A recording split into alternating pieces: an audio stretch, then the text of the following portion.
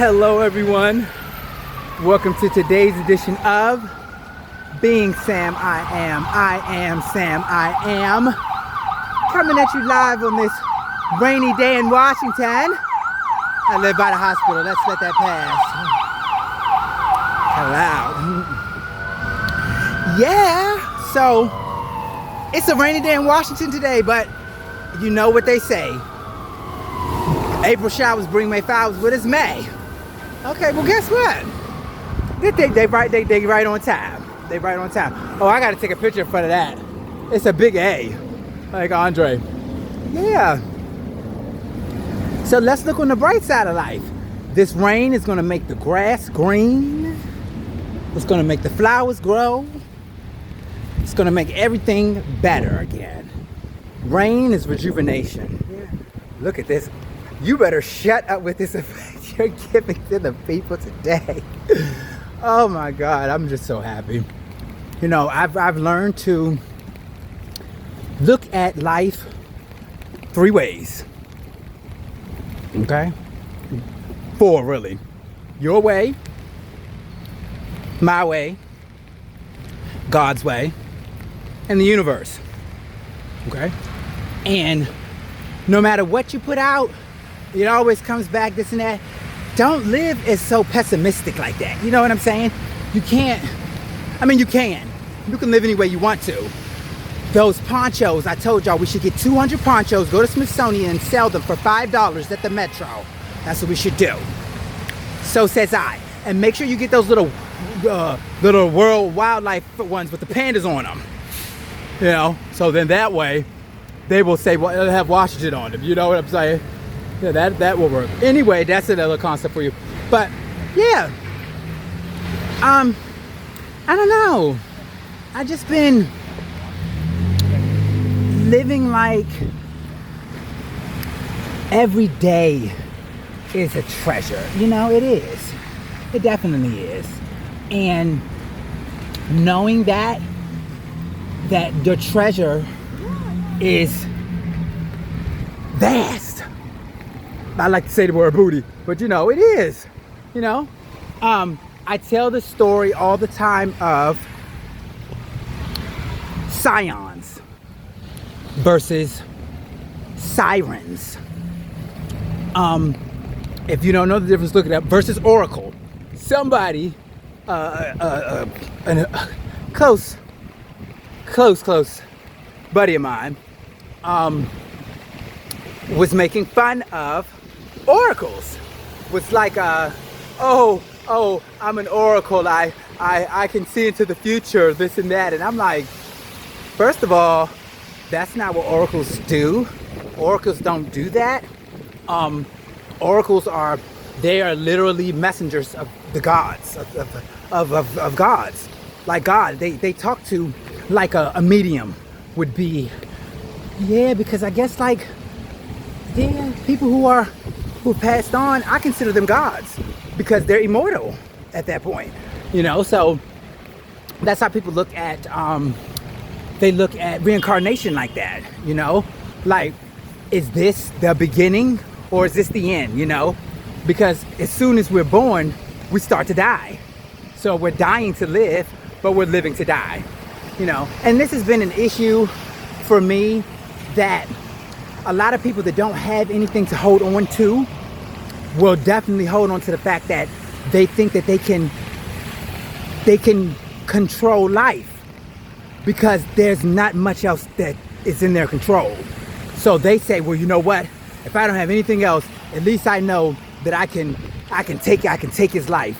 Take my life and do what with it? You can't do anything that I ain't gonna do with it. You crazy? You think I'm gonna let you take my life and what? It's over? No, hell no, bitch.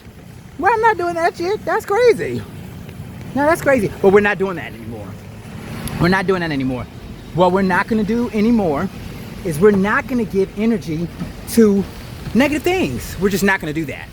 What we're going to do is we're going to preach positivity. And we're going to speak positive. All things, no matter what it is. I'm just wanting to find the positive in things. You know, it's raining, I get to bring out my coat. You know, it's just nice. It is what it is. And I never understood that until I moved to Atlanta. And to live down there, it was very slow. It was very slow. My mom warned me that it was the South. It's not going to be much different. It's the South. It didn't really too much change, you know, from slavery days. And that's true, but that's our society. We are all slaves to the rhythm. We're slaves to the rhythm of money. We're slaves to the rhythm of sex. We're slaves to the rhythm of addiction and pornography and all things taboo. And everybody should do this exercise that I am introducing in my course, the Believe in Me course. Okay? The first day, you get a mirror, a handheld mirror or a camera or anything you can see your reflection in. Preferably the A35. Look at that thing. Preferably the A35. I'm gonna film my whole web series on this thing, I'm telling you. And you just look at yourself and just look and keep looking and look, and let 5 minutes pass and let 10 minutes pass, and just gaze at yourself and just look at yourself, and just you'll start to see your face will start to change. It'll start to, you know, rearrange, and you'll start to see a different person. And that is the inner person. When you relax your two eyes, your third eye opens. And that's what we're working on. We're working on everybody thinking on the same brain length. And it happened. It happened the other day. There was 3 people in the room, myself and two other people. And we were having a conversation about a mutual friend. We all knew this person. We were able to have a full conversation without saying their name, without giving a description. We just knew based on who, what, why, when, where, and how, using one of those context clues. And we were all able to get on the same page, the same brain. That it was weird for them to experience it. I said, we just did it. They said, oh shit. Yeah. So just imagine being able to have a conversation with someone, and you don't have to say, oh, well, you know, so-and-so said this and so-and-so said that. It will be the end of he said, she said. It'll be gone. It will be gone. And that is the Omega Project. Alpha and Omega, the beginning and the end. Because everything that has a middle had a beginning and has an end. You just don't know when it is. You know, so I'm finding out that a lot of people are inspired by people, by what people do. I'm inspired by what people do. You know, I look at people that I see on TV or people that I see on the internet, and it inspires me to, you know, oh, I like that jacket. Let me get that jacket. Or, oh, I like that bag. That's a nice bag. Like, people who are in the forefront are what we look at. They are who we model ourselves after, who we strive to be. They are the haves in our society, which is very small-minded. It's very just a very bad. It's not even bad. It's just we can think of bigger things. You know, I always shout out to Mary Kate and Ashley Olsen, because their destiny was written already for them. Okay, their parents did not say, hey, we want both of them to be on Full House, and we want one of them to work upstairs and one of them to work downstairs. What happened was their destiny was already written, so that baby was beautiful. And then they said, oh, there's 2 of them. Wow. So that means that it took somebody to think of a way to outsmart the system. Okay? It's been happening since the beginning of time. Adam and damn Eve, they were doing it. Listen, the one thing is you can't outsmart God. That's where she fucked up at. But shout out to my girl. I posted her video on my Instagram. She said, if betrayal was so forgivable, then Satan, Lucifer, would still be in heaven right now with God. He'd still be up there if betrayal was so forgivable. And I thought about that, like, did Jesus forgive Judas? Did Jesus forgive Peter? Did Jesus forgive the disciples that betrayed him? Or did he already know that it was destined? Did he forgive them? I don't know. Maybe he didn't. That's why they all killed themselves. But what did she say? Falling out of love is worse. No, falling out of love is hard. Falling for betrayal is worse. So I'm discovering that everything that glitters is not gold. Everything that glitters is not gold. Sometimes it's gold plated. Sometimes it's not even gold at all, you know. And you have to be able to decipher the facts from fiction. You do. Not real from fake. Not false from truth. No. Like real from fake. No. Reality versus, what's the opposite of reality though? The opposite of reality is, it's reality and it's, what's the opposite of reality? Someone look that up. I need to know what the opposite of reality is. Like, what's the opposite of reality? I don't know. Fiction, I don't know. No, that's fact or fiction. That's the difference that you need to understand. What's facts and what is fiction. And there's a very thin line in our society when it comes to what is factual, actual, and logical. Now, it's logical to wake up every day and think you have $1 million in the bank, and you know you have $10 to your name, and you go out and buy a hat with the shit, and you know you need food. That's to some people that's not logical thinking. It's not. But what if that same hat that you buy with your last $10, you put it on and you walk out the store and you end up getting noticed by somebody who's, you know, you never know. Oh, I like that. Oh, look at you. I never would have noticed you if you didn't have that hat on. And that $10 can actually propel a whole career. But back to the Olsen twins. So their destiny was already written for them. But it was about being in the right place at the right time. That had nothing to do with them. What if their mom and dad didn't think they were so damn cute? What if their mom and dad, and I heard that only one of them auditioned for the part. They didn't put both of them up for the part. They only had one of them go up. And I think it was the youngest one. The other one was fussy or some shit. And it might not be true, it might be, but it is. So what ended up happening was they figured out a way to make these babies work on the set for the 8 hours that they needed them on. They were able to beat the child labor laws in California. Mary-Kate and Ashley Olsen.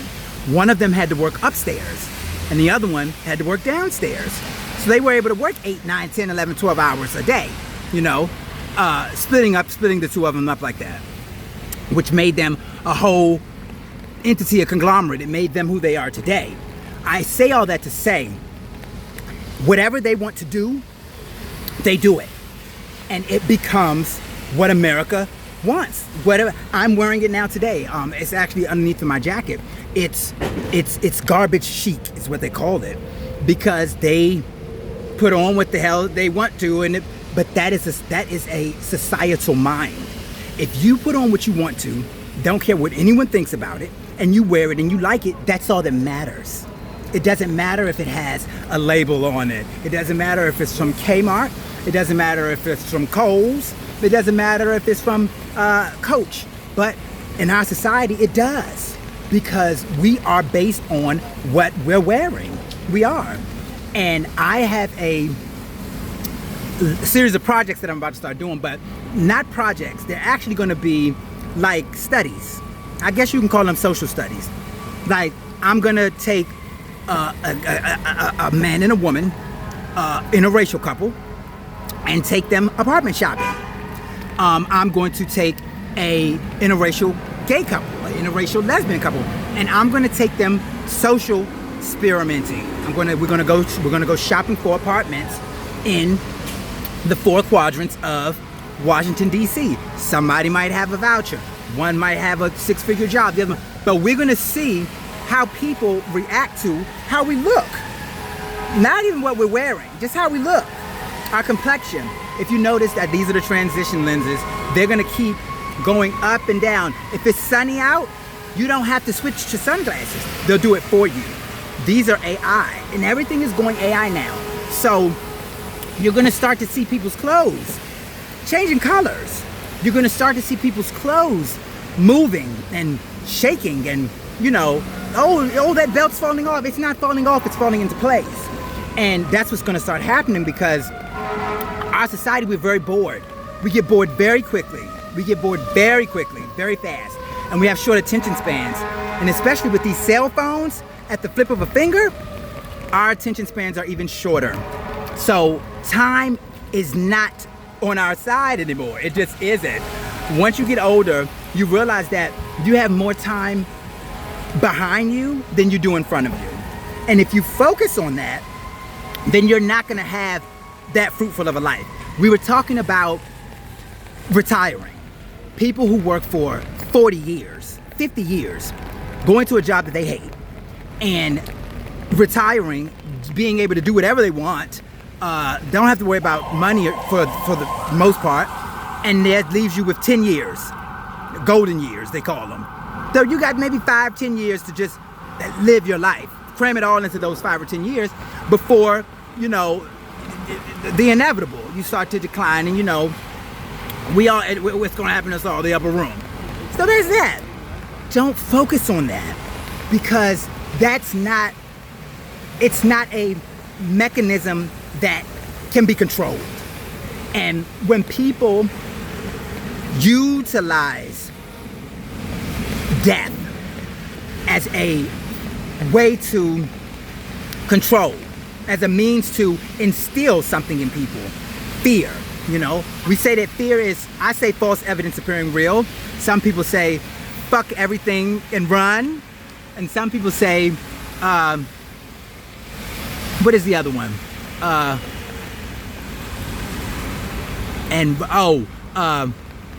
Face everything and rise. That's what fear is.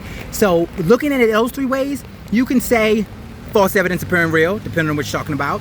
You can say fuck everything and run. That's fear. Or you can say face everything and rise. And that's what I want. I want everybody to just face everything and rise. And I'm speaking on behalf of myself. Whatever is done is done. And there's no going back in the past. You cannot go back in the past. And if you do, tell me how you do it. I want to get in your DeLorean so I can go back in the past and, you know, maybe pick up a few almanacs or some shit. You know, like in Back to the Future Part 2 or something. But you can. So you have to just move forward. And every day is not going to be, you know, rainbows and glitter. Every day is not going to be sunshine and lollipops. It's not. Some days it's going to be rainy like it is here. But you got to have an umbrella. And if you have an umbrella, it's not about having an umbrella, because anyone can have an umbrella. What kind of umbrella? What does your umbrella say? What does your umbrella say about you? My umbrella says about me. Okay, so let me tell you the story about this umbrella real quick. So I was watching Are You Being Served? It's a television show that comes on in the BBC in the United Kingdom. And they have these umbrellas that are clear because it rains there a lot, and they want to be able to see through the umbrellas while they're walking. So I said, I always wanted to have one, So I finally got one. I found it on the Connecticut Avenue. Now there's this umbrella I gotta have. I'm not gonna tell anybody until I get it, but I might actually go look at it today. So we can see it. But I gotta have that umbrella, because it's not just about having what everyone has. It's about what you have speaking for you. You know what I'm saying? And some people, oh, that's a nice coat. Some people are like, oh, Gucci, this and that. It doesn't matter what the label says, even though I say I only like labels in 2 places: my clothes and my products. But it doesn't matter. If the coat, oh, that's a woman's coat. If I'm wearing it, it's not a woman's coat, it's a man's coat, because I'm a man and I'm wearing it. So you got to start thinking outside of the box, you know. I was having a conversation yesterday, and we looked at Erykah Badu's On and On. And she goes, I was born underwater with $3.06. Yeah, you might laugh, cause you did not do your math. Now, I'm thinking she had $3.06. She had $3.60. So I go, well, it's $3.60. It's a cipher. My cipher keys ruling like a rolling stone. On and on. I'm thinking $3.06 is 360 degrees, circle. Someone else said, no, she had $3 and 6 dimes, bags of weed. And I'm like, okay, yeah, you might laugh because you did not do your math. Like 1, 2, 3, I don't know. But it's a different way to look at it. So I'm just now starting to look at perspectives differently, you know, just look at perspective. So what I'm about to do now is I'm about to go in here. I don't know if everyone knows it or not, but God has been blessing me right in the nick of time. I'm telling you, I'm like, Lord, I'm just about to give up. And right then it happens. And it's a miracle, and miracles keep on happening, and miracles are going to keep happening if you believe. Believe in something. I met an atheist yesterday, and I just say, I don't really get into those conversations, but I say as long as you believe in something, even if you don't believe in anything. But you know, I don't preach stuff down people's necks, but I'm going to challenge myself because we all know I've been looking for work. I have. It's just not coming right now, and God must not want me to have it right now. I'm doing everything I'm supposed to do, but I'm being patient, and I'm going to wait because rushing into things is how I was messed up in addiction, all fucked up, you know, unmanaged and shit. You know, you get some kind of manageability and you can figure some things out. But when you're unmanaged, it's like, the fuck? I didn't. No, there's no way not coming out of that shit. Hell no, God help. No way. So I never have been the type of person that was fake or phony. And that's probably why a lot of people don't like me, because I used to just say what the fuck was on my mind, and I would say what I'm feeling, and I would just say it. And you can't be like that without a filter, you know? So knowing that what I know, I try to filter myself more about what I'm going to say, what I'm going to do, what I'm going to wear, you know, because a lot of people are counting on you to win. A lot of people are counting on you to fail too. But don't count them. Count you. And count it all joy, because joy comes in the morning. Weeping must endure for a night. Even though the Bible says weeping may endure. No, it must endure for a night, because if it doesn't endure for a night, then the joy doesn't come in the morning, you see? So let's go in here and see if we can get some deodorant, okay, with $3 and 6 dimes. That's the challenge, okay? We've got $3.60, and we're gonna go in here. Shout out to Erica Baidu, and we're gonna go in here and see if we can get deodorant with $3 and 6 dimes. Now, I will tell you this: I had a coupon today for Uber Eats, and I was able to get $27 worth of food from Negril, the Jamaican place, Jamaican eatery. I'm sorry, for $3.14. That's $3.14. That is. Isn't that pie? $3.14? Yeah, pie. So you would not even believe that God would not even let that happen, because I have a refrigerator full of food. Full of food. God is so great. And he was like, you go ahead and spend that $3.14 on that food. You ain't gonna be able to get that deodorant that you need. Didn't even think about it. And this budgeting is hard. And I've been in the streets, like, I was, you know, moving and shaking. I was, you know, doing what I needed to do. So I didn't worry about that kind of shit. But now you got to worry about that kind of shit. Because I'm wondering, what if the money don't come in? Yeah, I bet you got to go get it. So let's go in here and let's see what we can't do. Let's see what we can and cannot do, okay? I'm not going to take y'all in the store because it's against, like, you know, all that shit. But let's see what we can do, okay? And that's about 30 minutes. All right. And I'm going to come back out. I love you even if you don't love me. But God loves you unconditionally. Be great on purpose with purpose. See y'all soon. Ooh, this camera brings out everything. I'm sorry. All right, see y'all soon.